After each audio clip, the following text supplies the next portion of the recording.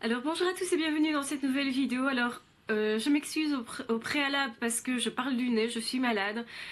Donc ceci explique cela, j'ai pas une mine super, etc. N'en tenez pas compte. J'ai quand même tenu à faire des vidéos malgré tout, même si je suis pas sûre d'en faire autant cette semaine que les autres semaines parce que à mon avis je vais essayer de me reposer aussi un peu. Donc voilà. Parenthèse faite, aujourd'hui donc nous allons parler de ce que je pense d'Internet et plus particulièrement ce que je pense d'Internet, quel impact ça a au niveau des relations sociales. Donc c'est évidemment une question qu'on m'a posée, j'ai tenu à y répondre parce que je trouve cette question formidable et super intéressante. Alors évidemment je vais nuancer ma réponse, vous pensez bien que je ne peux pas dire je suis pour, je suis contre, ça ne suffit pas, c'est un peu plus complexe que ça. Alors, premièrement, Internet, est-ce que ça nous relie ou est-ce qu'au contraire, ça nous distancie? Je vais donc nuancer ma réponse en disant que d'une part, effectivement, je pense que pour les personnes qui ne savent pas se mouvoir, etc., quand vous êtes tout seul dans une chambre hôpital, c'est vrai que c'est intéressant d'avoir Internet, ça nous relie effectivement, tant que l'on est sûr de la personne que l'on a de l'autre côté de l'écran. Je trouve qu'idéalement, rencontrer par Internet des personnes que l'on ne connaît pas, c'est peut-être pas super super, sauf si après on les rencontre en vrai et que l'on peut confronter la réalité avec le monde d'internet, parce qu'effectivement internet reste une société quand même de l'utopie où chacun peut faire semblant, donc évidemment il y a toujours des dérives à ce niveau là. On peut tout à fait avoir quelqu'un qui dit être comme ça qui en réalité n'est pas du tout de cette manière là.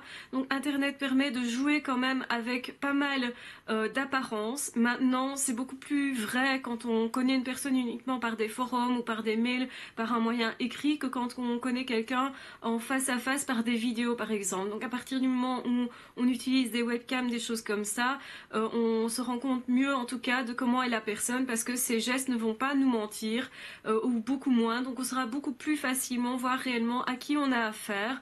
Mais évidemment ça aussi peut créer des dérives, je ne vous apprends rien évidemment, parce que vous avez toujours le risque évidemment d'avoir quelqu'un qui se dévêtit devant vous face à une webcam et des choses comme ça. Malgré tout, moi je suis plutôt optimiste et de nature déjà, mais je suis aussi optimiste face à Internet. Je pense que ça peut relier des personnes qui n'auraient pas eu l'occasion de se rencontrer, comme des personnes HP justement, qui sont une minorité de la population. Ce n'est pas évident de se rencontrer quand on ne sait pas vraiment voir comment l'autre est, comment il fonctionne comme nous, et ça nous permet en fait utiliser des formes ou des choses comme ça qui nous regroupent entre guillemets par catégorie ou par intérêt, nous permet de rencontrer des personnes justement avec qui on va avoir beaucoup plus d'atomes crochus, et je pense qu'effectivement ça pourrait favoriser les amitiés profondes, même les histoires d'amour d'ailleurs. Moi je suis pas du tout contre internet, je l'utilise beaucoup d'ailleurs, même si je pense qu'il faut toujours faire attention à ce dans quoi on met les pieds, mais exactement de la même manière que quand on met les pieds dans une relation, tout simplement. Donc c'est-à-dire qu'on va regarder à quelle personne on a affaire, il faut toujours rester vigilant, et on peut très bien être dupé sur internet comme on pourrait être dupé dans la vie réelle. J'ai assez parlé des pervers narcissiques justement pour montrer que c'est une relation qui nous dupe au préalable, qui nous présente sur un plateau d'argent des choses que l'on voudrait, nos idéaux, mais que l'autre personne va utiliser contre nous. Donc évidemment on n'est jamais à l'abri de rencontrer une mauvaise personne sur internet, mais je pense aussi qu'il faut prendre l'outil que nous avons pour en faire quelque chose de bien, et que ça ne tient qu'à nous d'en faire quelque chose de bien, justement, quelque chose de l'ordre du partage.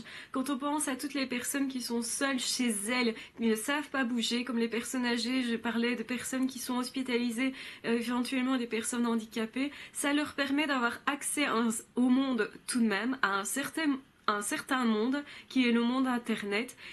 Ça permet aussi de nous relier aux personnes qu'on n'a pas l'occasion de voir et qu'on connaît très bien dans le monde réel aussi, mais bon, qui ne sont peut-être pas au niveau proximité, donc dans notre zone géographique.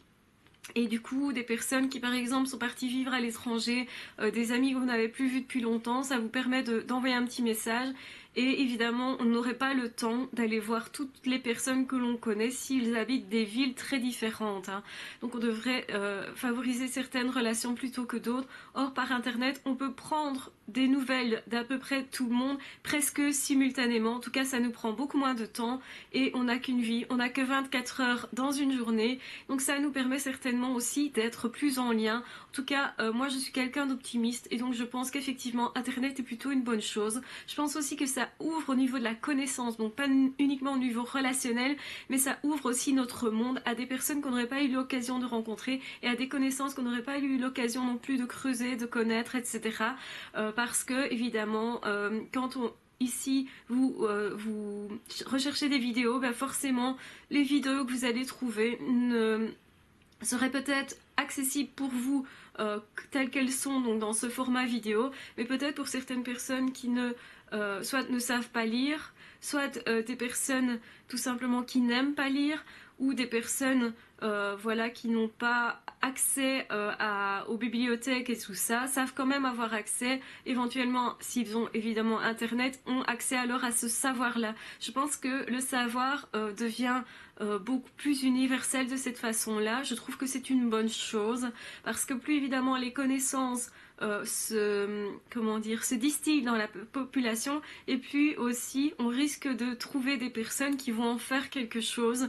Je trouve ça intéressant. Et pour moi, c'est plutôt un progrès dans le bon sens du terme. Maintenant, on le sait tous quand on voit des adolescents, enfin je parle d'adolescents, mais ça peut être des jeunes adultes, ça peut être des plus âgés aussi, il y a des personnes qui sont vraiment addictes d'Internet. Et c'est vrai qu'il y a un danger à ce niveau-là, le fait de ne plus bouger corporellement, de rester assis devant un ordi, c'est quelque chose de négatif, je l'ai déjà dit dans des vidéos, n'hésitez pas à vous promener, à sortir de chez vous, à éteindre vos ordis, à éteindre vos portables et à partir comme ça à l'aventure. C'est aussi ça que le monde humain. Donc restez dans le monde réel aussi, utilisez Internet mais pas que. N'hésitez pas à vous entourer physiquement de personnes aussi. Je pense que c'est important, n'hésitez pas à bouger parce que ça entretient votre santé.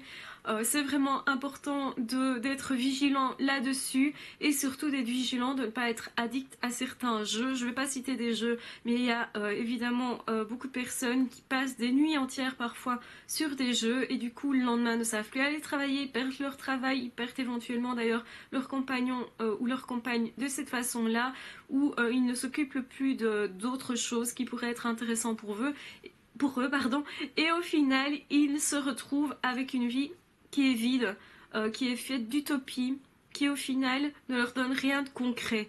Alors je parle pas des personnes qui passent des journées entières ou des nuits entières à écrire un bouquin parce que ça leur tient à cœur. Je pense qu'ils n'auraient pas Internet, ils le feraient sur du papier tout simplement.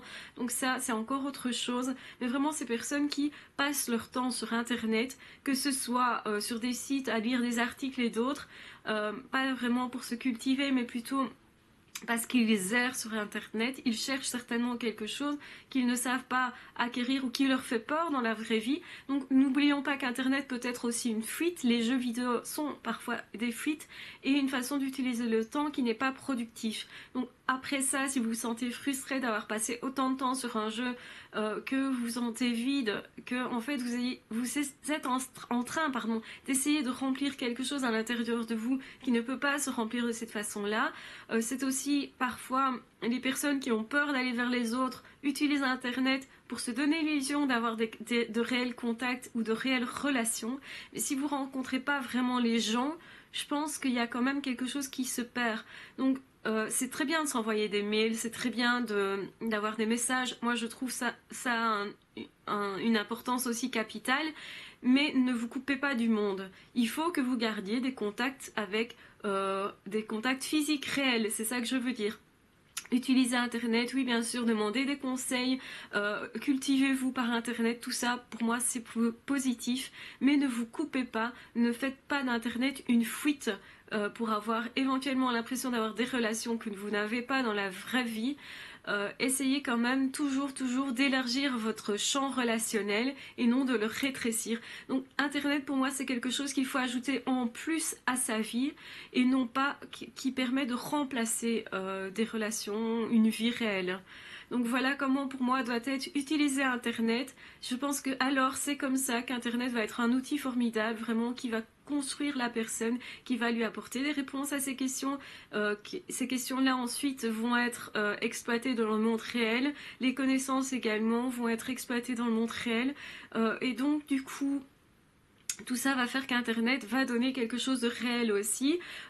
Évidemment, il y a X personnes qui se rencontrent par Internet tous les ans, que ce soit des amitiés, des copinages, enfin voilà, des scientifiques qui décident de travailler ensemble, des entrepreneurs. Tout ça, c'est la vie réelle, mais justement, c'est un outil formidable qui peut vous permettre d'avoir plus de vie, mais il faut l'utiliser comme tel. Et je pense que c'est là que ça devient intéressant. Donc surtout, ne vous coupez pas du monde.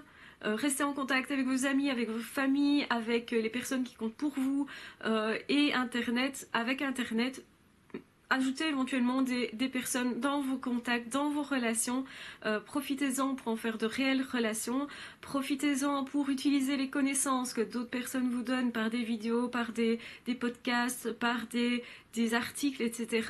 pour améliorer votre vie, vous sentir plus heureux, aller vers les autres, mais pas pour vous couper de vous-même, pour vous fuir vous-même, pour éviter la relation, pour en fait éviter d'affronter vos peurs et du coup en avoir davantage. Donc ça peut être une bonne chose comme une mauvaise chose. Vraiment, utilisez Internet comme un outil formidable et un outil qui vous amène vers le monde. Voilà, je vous embrasse très fort, je vous aime très fort. Prenez soin de vous.